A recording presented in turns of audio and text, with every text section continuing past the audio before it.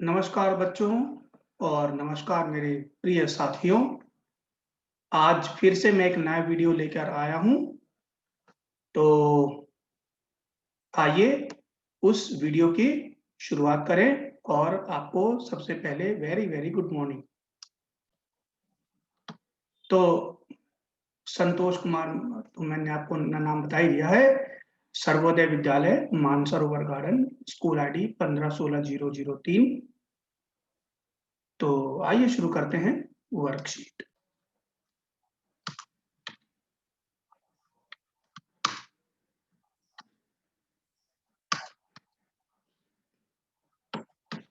तो शिक्षा निदेशालय, दिल्ली सरकार, जो डायरेक्टरेट ऑफ एजुकेशन की तरफ से जो वर्कशीट दी गई है, हम आज उसकी शुरुआत कर रहे हैं। तो शिक्षा निदेशालय, राष्ट्रीय राजधानी क्षेत्र दिल्ली, विषय है सामाजिक विज्ञान। तो भूगोल का है ये लेसन जो हम डिस्कस करेंगे। वर्कशीट वर्कशीट नंबर 5 है। तो तिथि 9 अक्टूबर 2020 की है, कक्षा 7 है, जैसा कि आपको दिख ही रहा है।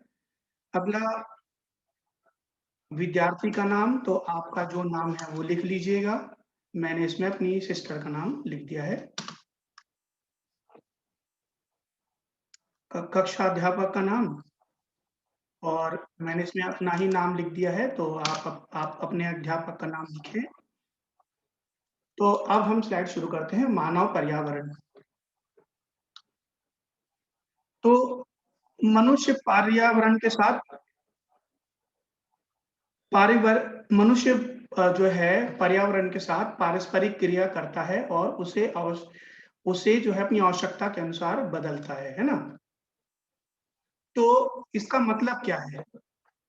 इसका उस मतलब ये है कि वो अपने आसपास की जो चीज़ें हैं, अपने आसपास का जो वातावरण है, उसको वो जानने-पहचानने की कोशिश करता है ना?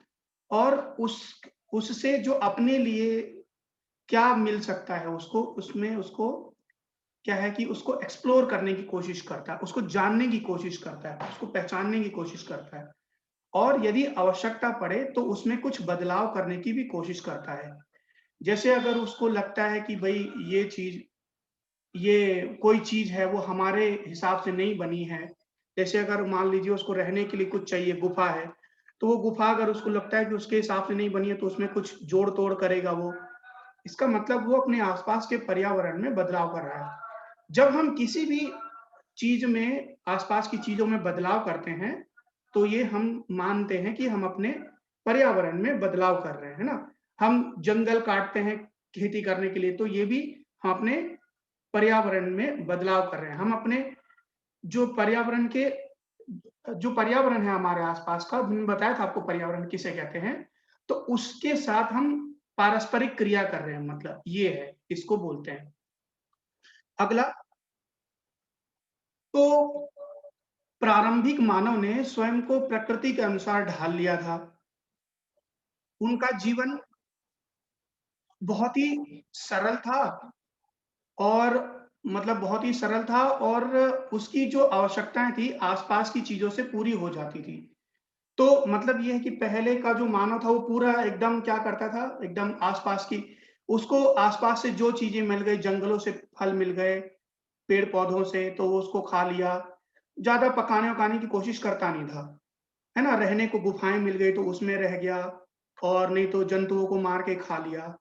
तो लेकिन ये मतलब उसकी आवश्यकताएँ आस-पास की चीज़ों से पूरी हो जाती थी। समय के साथ मानव की आवश्यकताएँ बढ़ी, है ना? लेकिन भई अब समय है, अब उसको लगता है कि उसकी ज़रूरतें आस-पास की चीज़ों से पूरी नहीं हो पा रही, तो कुछ और करेगा वो। तो मानव ने पर्यावरण में बदला उस मानव ने क्या किया, पर्यावरण को उपयोग करने के और उसको बदलाव करने के कई तरीके सीख लिए, है ना? मतलब उसने क्या किया, उसने अपने ज्ञान से, अब मैंने बताया पहले कि मानव ने अपने पर्यावरण को जाना-पहचाना, और क्या उस कहाँ से क्या मिल सकता है उसको, उस चीज़ को जाना-पहचाना, और उसमें बदलाव करने के तरीके सीख लिए। जैसे उसने क्या किया, भई पेड़-पौधों से फल वो पहले सीधे खा लेता था, तो अब उसने आग की खोज की तो जंतुओं को मारकर उसमें डाल के खाने लगा, आग में भून के पका के खाने लगा, तो उसको और स्वादिष्ट लगा। मतलब ये आस-पास की चीज़ों में बदलाव कर रहा है। गुफाओं में रहने की बजाय वो थोड़ी बहुत झोपड़ियाँ बनाने लगा। तो ये है आस-पास की चीज़ों का बदलाव ये है। उसने अ, तो उसने क्या किया, फसल उगाना, पशु पालना और स्थायी जीवन जीना सीख लिया।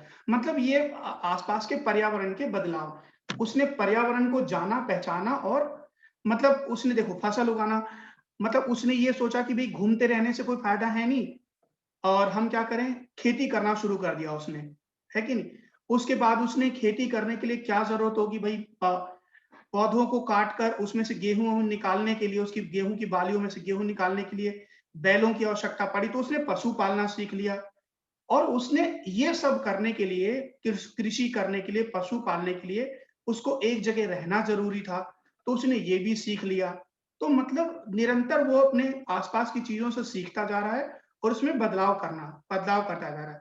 देखिए, पहले क्या करता था मनुष्य, मैंने बताया आपको, आस-पास के पेड़-पौधों से जो फल मिले, गुफाओं में रह लिया, जो फल मिले खा लिया, है ना? जंतुओं को मार के ऐसे ही खा लिया। लेकिन अब ये उसने कृषि करना शुरू खेती करना शुरू कर दिया, पशु पालना शुरू कर दिया और एक एक जगह रहना शुरू कर दिया। पहले वो घूमता रहता था एक जगह से दूसरी जगह, भई यहाँ खाना मिला, वहाँ खाना मिला।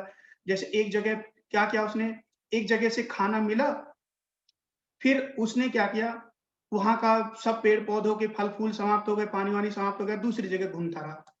अब उसने क्या किया, उसके बाद उसको लगा कि नहीं, ये ठीक नहीं है। उसने क्या किया, कृषि करना शुरू खेती करना शुरू किया, पशु पालना शुरू किया और फसल उगाना भी शुरू कर दिया, ठीक है? तो ये है बात। तो उसने अपनी आवश्यकताओं से अधिक चीज़ों का उत्पादन करना शुरू कर दिया और उसका व्यापार करना शुरू कर दिया, है ना? तो उसने अपनी आवश्यकता उसने क्या किया, उसको ज़रूरत होगी साल में 1 क्विंटल अनाज की, तो उसने 5-5 क्विंटल उगाना शुरू कर दिया, है ना? उसने ऐसे तरीके इजाद किए कि भई कम खेती में, कम ज़मीन में से ज़्यादा उपज हो। तो ये कैसे हुआ? वो उसने क्या किया, फिर जो अन्न अधिक उपज गया, उसका वो करे क्या? उसने क्या है, इस बचे हुए अनाज का व्यापार करना शुरू कर दिया। मतलब व्यापार करना मतलब उसको बेचना शुरू कर दिया, खरीदना-बेचना शुरू कर दिया। जिसके पास ज़्यादा अनाज होगा, उसने जिसके पास कम अनाज है, उसको देना शुरू कर दिया और उसके बदले में उससे कुछ चीज़ लेना शुरू कर दिया। उस पद्धति को क्या कहते हैं, आगे हम चलकर इसकी बात करेंगे। ओके, तो यानी चीज़ों की अदला-बदली, खरीद-फरोख्त, इसको हम क्या कहते हैं, व्यापार कहते हैं। ओके बच्चों, अब देखिए वस्तु विनिमय पद्धति के बारे में बात करते हैं। ये वस्तुओं की अदला-बदली होती है, इसमें धन की कोई आवश्यकता नहीं होती, ठीक है? मतलब ये है कि अगर आपके पास में गेहूँ है, बहुत ज़्यादा गेहूँ, मेरे पास में चावल है, तो आप क्या करोगे, आपको अगर चावल की आवश्यकता है तो मुझे ए अगर आपको मान लो 3 किलो चावल की आवश्यकता है, तो आप क्या करेंगे, मेरे को 3 किलो गेहूँ दे देंगे और मेरे से 3 किलो चावल ले लेंगे। इसको हम क्या कहते हैं, वस्तुओं की अदला-बदली। शायद बच्चों आपने भी कभी ऐसा किया होगा, मैंने तो ऐसा किया है अपने बचपन में। कैसे? भई हमारे पास हम गाँव में थे छोटे-छोटे, तो वो क्या होता था कि आइसक्रीम वाला आता था, वो आपने देखे होंगे ना, जो वो भोंपू बजाता है, वो आइसक्रीम बेचता है। तो हम बचपन में छोटे-छोटे थे, तो वो आइसक्रीम बेचने के लिए आता था, कुल्फ़ी, तो हम उसको थोड़ा-सा चावल या गेहूँ दे देते थे और बदले में वो हमें तो कुल्फ़ी दे देता था और हम बड़े खुश होके उसको खाते थे। तो ये भी एक क्या है, वस्तु विनिमय पद्धति का एक उदाहरण है कि नहीं? मतलब आप किसी जैसे आप क्या होता है कि आप दुकान पे जाते हैं, है ना?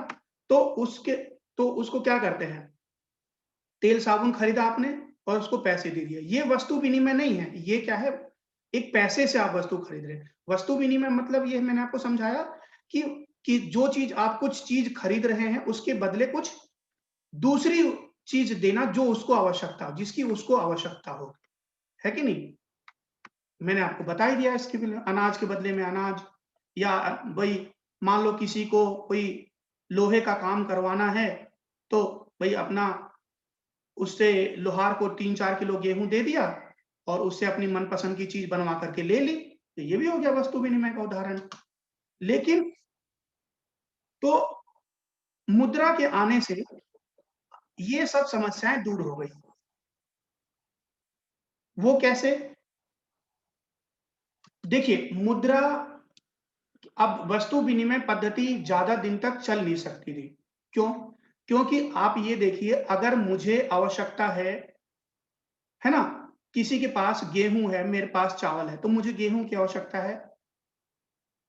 तो ठीक है, मैं उससे चावल वो मुझसे गेहूँ दे मुझे गेहूँ देगा और मैं चावल दे दूँगा, आवश्यकता पूरी हो जाएगी। लेकिन अगर मान लीजिए मेरे पास भी बहुत सारा गेहूँ है और उसके पास भी बहुत सारा गेहूँ है, तो अगर वो चाहता है कि लेकिन मेरे पास गेहूँ और चावल दोनों है, मेरे पास कम से कम 2-3 क्विंटल चावल भी है, 2-3 क्विंटल गेहूँ भी है और एक व्यक्ति है जो बहुत गरीब है, जिसके पास भई ज़्यादा 50-60 किलो ही गेहूँ उगा है, लेकिन उसको लगता है कि ये मेरे पूरे परिवार के लिए, अकेले आदमी के लिए, साल भर के लिए पर्याप्त है। तो क्या होगा? वो चाहेगा कि मैं क्या करूँगा? वो चाहेगा मुझसे कि भई मैं गेहूँ देकर के मुझसे चावल खरीद ले। लेकिन मेरे को तो गेहूँ की आवश्यकता है ही नहीं, है कि नहीं? क्योंकि गेहूँ तो ऑलरेडी मेरे पास है, तो अब मैं उसको भाई अपना चावल क्यों दूँ? जब मेरे पास वो ऑलरेडी चावल भी है, गेहूँ भी है, तो वो किसी और से जाके खरीदे। तो इसके समाधान के लिए मानव ने क्या किया, एक मुद्रा बनाई। मुद्रा मतलब एक भई पैसा, आप समझ लीजिए आजकल की उसमें हम पैसा समझ सकते हैं। अब मतलब एक उसने क्या किया भई, जिसको जो आवश्यकता होती थी, अगर मान लो मुझे किसी से फल खरीदना है, नहीं मुझे मान लीजिए किसी से क्या खरीदना है, एक घर मुझे किसी से कुछ बहुत सारा अनाज खरीदना है, 20-30 क्विंटल। अब उसने क्या किया भई मैंने उसको भी अब मैंने क्या किया कि उससे मान लीजिए मैंने सोना दे दिया, 30-40 ग्राम उसको सोना दे दिया और उससे मैंने इतना 20-30 क्विंटल अनाज ले लिया। तो इसको हम क्या कहते हैं, धीरे-धीरे मुद्रा की शुरुआत। बाद में भई सोने के सिक्के बनाने शुरू कर दिए। फिर तो सारा खरीदारी क्या है, सोने-चांदी के सिक्कों में होने लगी, है ना? तो इसको हम क्या कहते हैं, मुद्रा प्रणाली। मुद्रा मतलब पैसा। जैसे आप सरकार क्या करती है, आपको क्या कहती है, ये ₹10 आपको चॉकलेट चाहिए, तो क्या होता है, आप दुकान में 5 जाते हैं, ₹5 देते हैं और चॉकलेट लेके चले आते हैं या जितने भी की रुपए की चॉकलेट आती है। लेकिन वो मुद्रा आती कहाँ से? मुद्रा क्या होती है, सरकार हमें कुछ एक चीज़ देती है और उसमें लिख कर दे देती है एक नोट पर कि हम इस नोट के जो ये नोट रखेगा उसको हम ₹5 देने का वचन देते हैं। तो ऐसे ही राजाओं ने भी मुद्रा मतलब क्या किया, गढ़ना शुरू किया और लोगों ने ऐसे मतलब बदलाव शुरू कर दिया।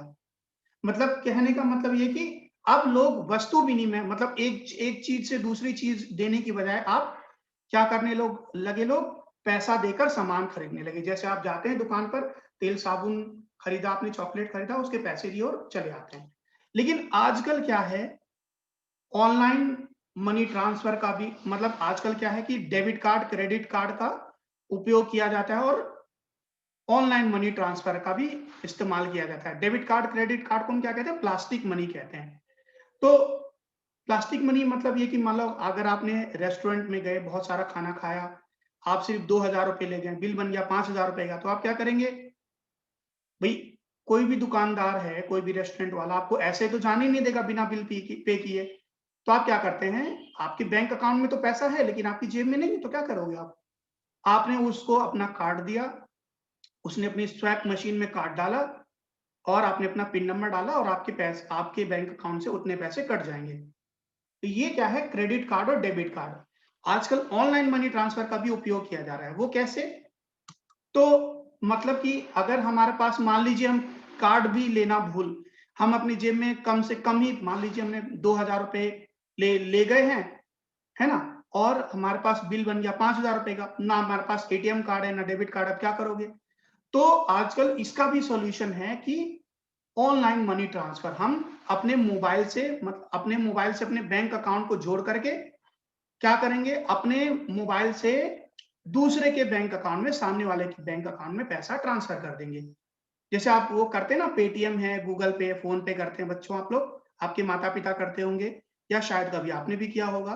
तो ऐसे हम यूपीआई पेमेंट कहते हैं और कई बार हम ये पेमेंट इंटरनेट बैंकिंग के माध्यम से भी करते हैं। तो इसको हम क्या कहते हैं, ऑनलाइन मनी ट्रांसफर। ओके, ये है बात। अगला देखते हैं क्या है, मानव पर्यावरण। तो मानव ने अन्य लोगों के संपर्क में आना शुरू किया और अपनी सुविधा व उद्देश्यों के लिए उसने क्या किया, एक वातावरण तैयार करना शुरू किया। और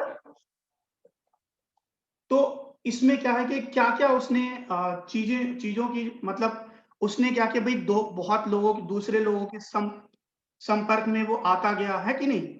और क्योंकि मानव क्या है कि वो एक जगह, तो ऐसा तो नहीं कि भई शुरू में सिर्फ़ वो एक जगह रहा होगा, घूमता रहा होगा, दूसरे लोगों के संपर्क में आया। उसने क्या किया, धीरे-धीरे अपना परिवार बनाना शुरू किया, फैमिली पैदा, भई शादियाँ की, है ना? बच्चे पैदा किए, फिर परिवार बना, परिवार से क्या बोलते हैं, समाज मतलब गाँव बना, गाँव से क्या बना, वो नगर, गाँव से जिला बना, जिला से राज्य, राज्य से देश, ऐसे-ऐसे बनता चला गया, है ना?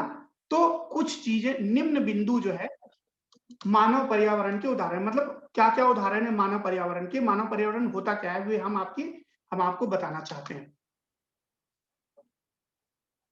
तो मानव पर्यावरण के उदाहरण हैं, जैसे शिक्षा, मतलब जब आप स्कूल जाते हैं ना, तो ये भी एक मानव पर्यावरण का उदाहरण है।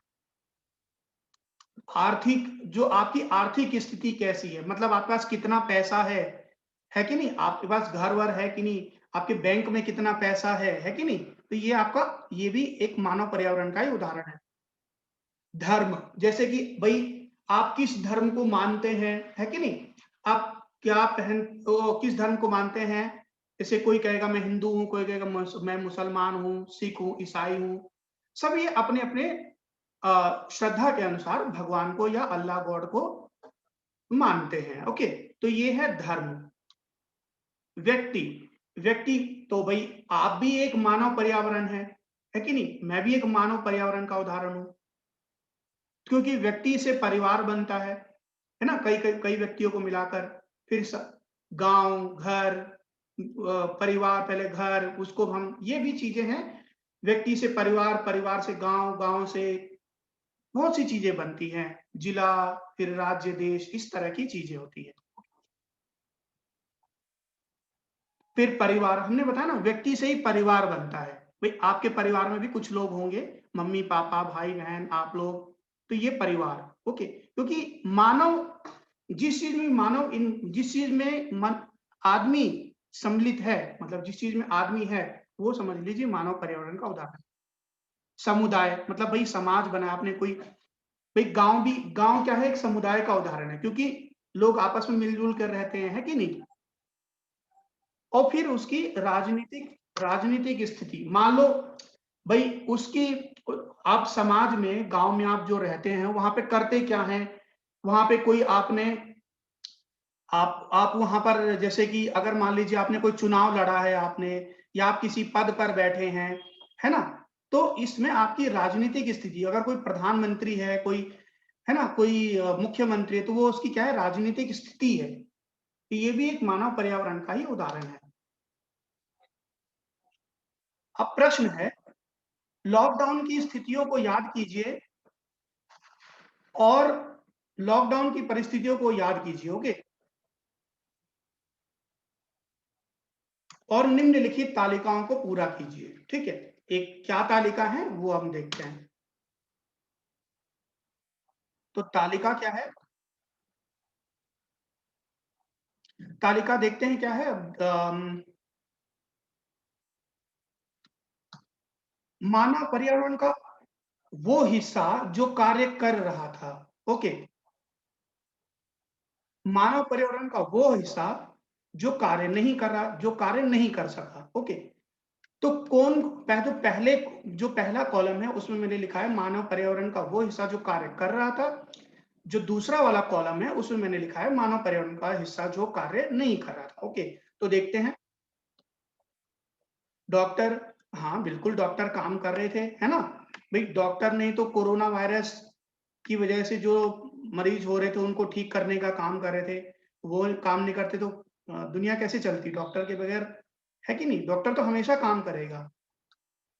मंदिर, ये पूरी तरह बंद हो गए थे, ओके। सारे मंदिर बंद कर दिए गए थे। मंदिर, मस्जिद, गुरुद्वारे ये सब चीज़ें बंद हो गई थी, ओके। किराने की दुकान काम कर रही थी, बिल्कुल सही बात है क्योंकि आपको दूध, फल, सब्ज़ी, है ना? आपकी खाने-पीने की चीज़ें, रोज़मर्रा का सामान, ये जो है इसको हम बोलते हैं किराने की दुकान, तो वो काम कर रही थी, ओके। सिनेमा हॉल बंद थे, है ना? अस्पताल काम कर रहे थे, मॉल काम नहीं कर रहे थे। भई अस्पताल काम कर रहे थे, डॉक्टर काम कर रहे तो अस्पताल भी काम कर ही रहे होंगे, है ना? तो ये है बात। तो आगे बहुत-बहुत धन्यवाद आप लोगों को ये दे ये देखने के लिए वीडियो। तो अगली वीडियो में हम फिर मिलेंगे। तब तक के लिए आपका बहुत-बहुत धन्यवाद इस वीडियो को देखने के लिए।